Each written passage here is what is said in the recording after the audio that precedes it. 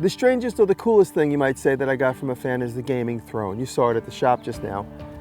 Fan and his sons, my buddy Sean and his 3 sons, built that for me exclusively so that I could sit in and edit.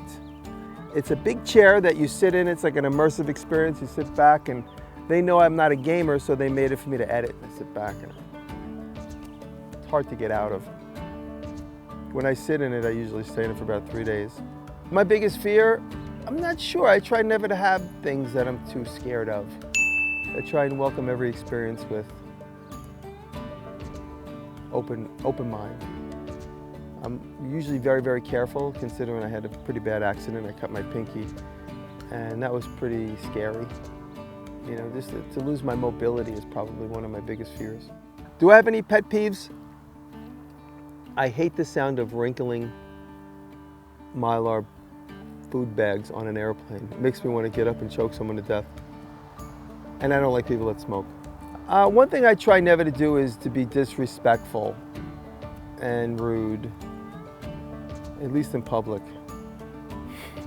Out of respect to my sponsors and the people that are my patrons, I don't ever want to have a crazy public moment. So that's what keeps me in check. You know, someone like Carolina Shoes is investing in me. I don't want to be that crazy wacko that makes everybody embarrassed by getting into a fight with a golf club or something. My favorite subject in school, besides like a workshop class where I got to kind of do what I've always been doing in my own home, was probably social studies. I'm a big history buff, and the order of things and the order of the sequence of time. One of my favorite books is called History's Timeline. And it literally, every page is just a timeline that goes to the next page. And it shows you the sequence of history from the beginning of known time, say for instance, the dinosaurs. Yeah, the history of time definitely does inspire me, because I think of the moments in time when there was a group of guys like me and some of my other YouTube compadres just sitting around designing the mechanism of something and then doing a beautiful pen and ink drawing of it for the machine shop. And you know, what was the first machine that made the second machine? And how did they make that first machine?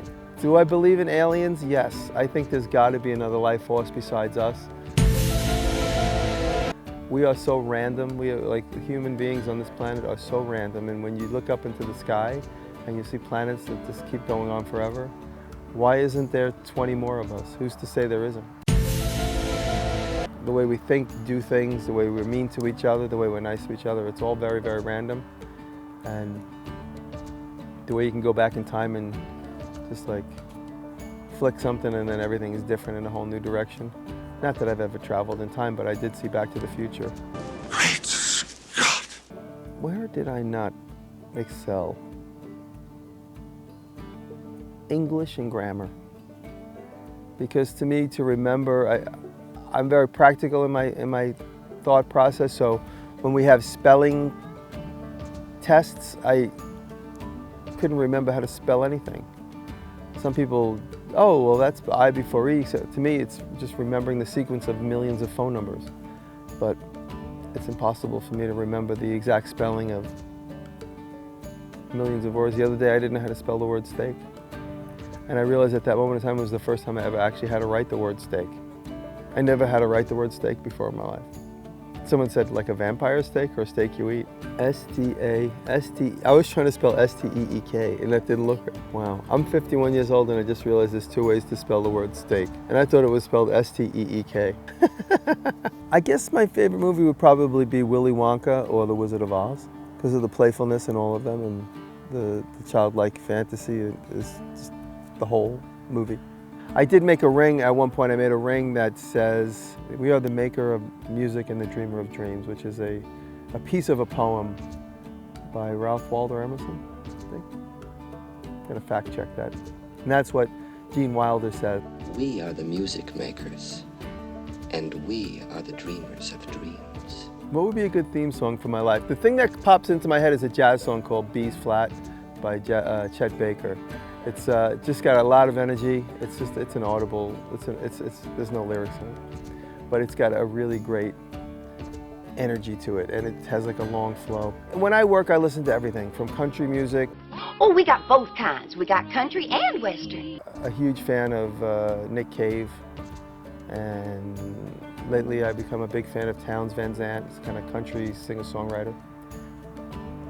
Yeah, I really like singer-songwriters. I keep my apartment in New York City because I just like the excuse to go back to the city. It's been such a big part of my life. For 26 years I've lived in the city, and this is my first year in the country, full-time. Although I've owned this house for many years, it's my first full-time year up here. And the city is a great place for inspiration. It's a great place to pick garbage. All the chairs at this table were found in New York City and the streets. This mantle was from the streets of New York City. It was off the streets of New York. Right off the streets of New York City, from the streets of New York, off the street. It was in the streets of New York. Just like this, right on the street, this mirror from the streets of New York. The city's a great resource for a lot of things. So when I'm down in the city, I'll go to Complete Sculptor, I'll get some material, I'll go and I'll always visit the Apple store for some stuff that I might need. So it's a little shot in the arm every couple of weeks. What has been my biggest inspiration? There's a couple things flooding through my mind. I guess when I look at the things that I want to accomplish, even if it's a small task or a big task, I always say, well, the Egyptians were able to figure that out. 3, 4, 5,000 years ago, I think I could probably at least come up with a solution. So once I started realizing what the Egyptians accomplished how many years before this modern civilization, it's always been something in the back of my mind. My lifelong inspiration is probably mostly the history of the Egyptians. How did I make my way in this world, in this YouTube world, or this sort of maker community? The way I did it was I'd done a few TV shows. I've had the opportunity to do a few TV shows. I should say I made the opportunity for myself by creating content and then shopping it around. Hi, I'm John DiResta, and welcome to Making It. Where all we do is make stuff. In the next 10 or 15 years, I'd like to figure out how we could make ourselves go backwards in age. So maybe at like 32 years old, I'd like to be just a working artist, just having fun making whatever I want to make.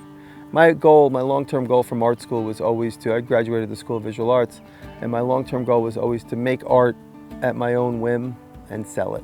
And with for instance, a good example would be the razor blade knife, the razor blade shaped knife and the ice picks.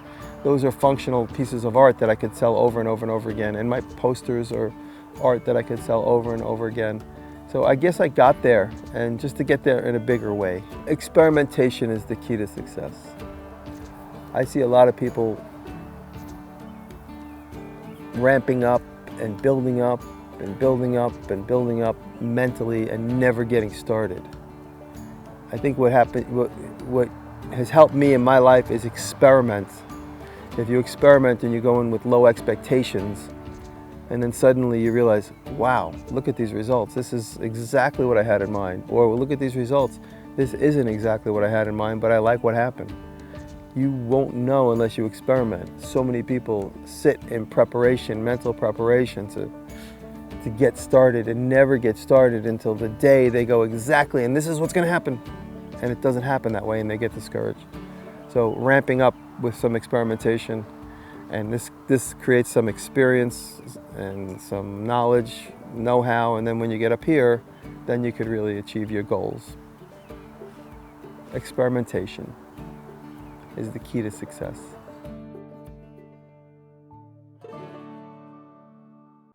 Thank you. Where'd you get those boots? Carolina boots. Did you guys see me make these boots at the Carolina factory? I actually made them. Made them with my finger. I was like, okay, sew that, cut that, point that.